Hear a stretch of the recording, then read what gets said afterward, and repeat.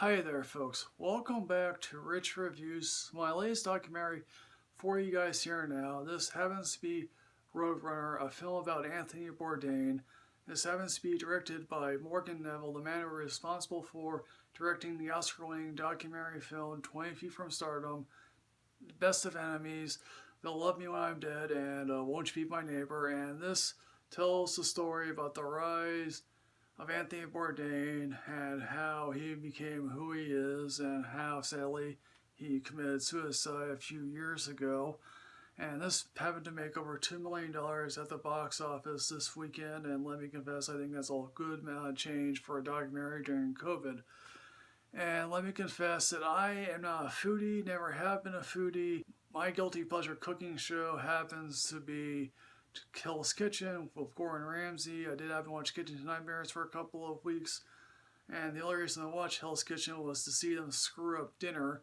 That was the only reason to do so. Obviously, I did not necessarily read the book Kitchen Confidential when it first came out in the year 2000. I actually happen to remember the Kitchen Confidential show that they made with Bradley Cooper, and let me confess that I think I watched an episode of that. I don't remember it well.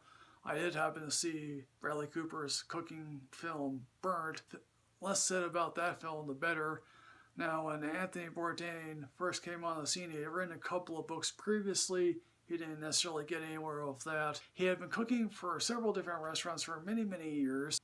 And obviously, he came to fame with Kitchen Confidential. And obviously, like many a film that Morgan Neville does, he interviews the friends, families, and other people that knew Anthony Bourdain. Personalities, unlike, say, Mr. Rogers, in which, the personality you saw on camera was always the personality you saw off. For with Anthony Bourdain, it was quite different. Obviously, the personality that you saw was different because Anthony Bourdain in real life had a cocaine problem, which I guess is a hell of a drug, as Robin Williams once described it. He also suffered from depression for a number of years. Well, I also haven't learned through this documentary is that he was married twice.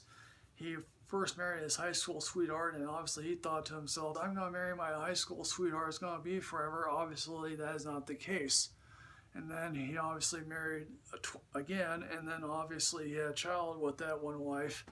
And obviously then he dated Asia Argento, and obviously in the last 30 minutes of the film, people, his obviously friends and family, take the time to take Asia Argento to the woodshed because they primarily think that she is responsible for his death. Obviously, I don't know if that's fair or not, but if you happen to believe that, so be it.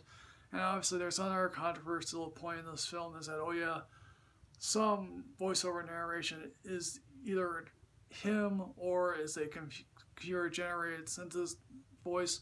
Now, obviously, in later years, Roger Ebert used a synthetic voice because obviously his speech was stolen. But I think what we all come to see here is primarily the food. And now, obviously, after the success of Kitchen Confidential, basically, some people were like, okay, and that became his lifelong friends, hey, let's make a TV show. And we come to realize he had been traveling for nearly 250 days a year, which is like, I don't know how anyone could travel for 250 days a year just eating out of hotels. Obviously, at one point we see him in this documentary eating the live heart of a cobra, which I think to myself, wow, I could never do that.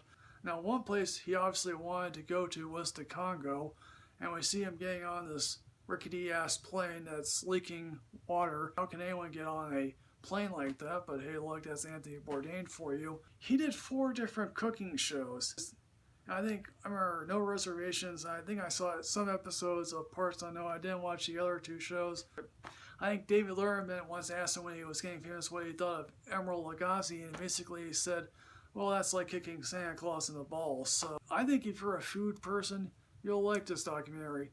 Obviously, we do see footage of him in Lebanon during that 2006 skirmish between Israel and Hezbollah, and how they were just bombing the areas he was staying in his hotel, and how they're filming footage there about the cultural renaissance that is the food industry there. And basically, hey, look, things happen, and obviously he didn't want to use the footage, but the networks decided, well, we have something here anyway. So in the end, folks, what I'm going to say about Roadrunner, a film about Anthony Bourdain, I am amazingly enough going to give this a leave work early because I quite frankly think everyone should be watching this documentary. So folks, Roadrunner, a film about Anthony Bourdain, have you seen this? What did you think? Please put everything in the comment box below here, folks. As always, folks, like, comment, subscribe, enrich yourself with knowledge.